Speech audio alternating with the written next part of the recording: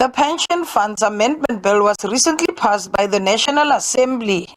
The bill amends the Pension Funds Act of 1956, Post and Telecommunications Related Matters Act 1958, the Transnet Act 1990, and the Government Employees Pension Laws 1996, so as to insert certain definitions in order to provide for the introduction of the savings withdrawal benefits, to provide for the appropriate account for a member's interest in the savings, retirement and vested components in the savings, retirement and vested components, to provide for deductions that may be made.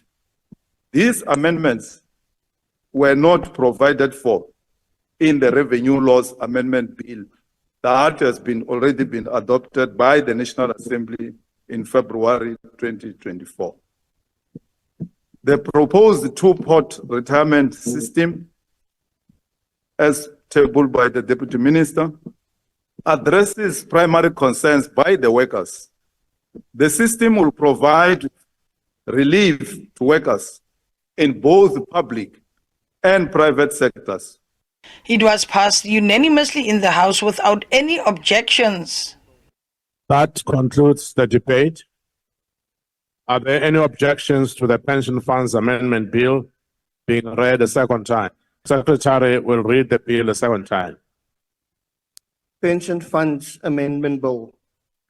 The bill will be sent to the National Council of Provinces for concurrence.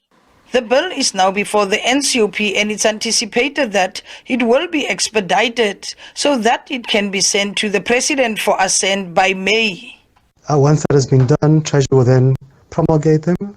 The South African Revenue Service will adjust its tax systems, and the pension funds will be required to amend their rules to enable these reforms to come into effect on the 1st of September. So we have an agreement between Treasury and Parliament, between COSATU and the pension fund industry for these reforms. The legislation is at Parliament. One bill has been passed, the second bill is halfway done. There's an agreement for an implementation date of the 1st of September. The NCOP is expected to resume in mid-April, and Parliament says the Council will determine its program on the processing of legislation. It says various bills still have to be processed by the NCOP. They have to look at the workload.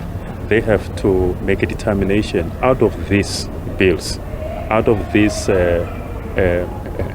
draft reports from the committees and so on and so forth, which ones the House can be able to qualitatively give attention to and process. And on the basis of that, it will then deal with those bills or other kind of business and process them through the House. And then those that they are unable to do so, there is no sufficient time to be able to conclude before the term of the duration or the term of the House comes to an end. Then they will be left for the consideration of the 7th Parliament to deal with.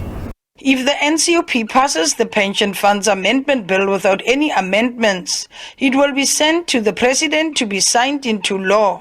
However, if the NCOP makes amendments to the bill, it must be sent back to the National Assembly to either agree or disagree with the changes.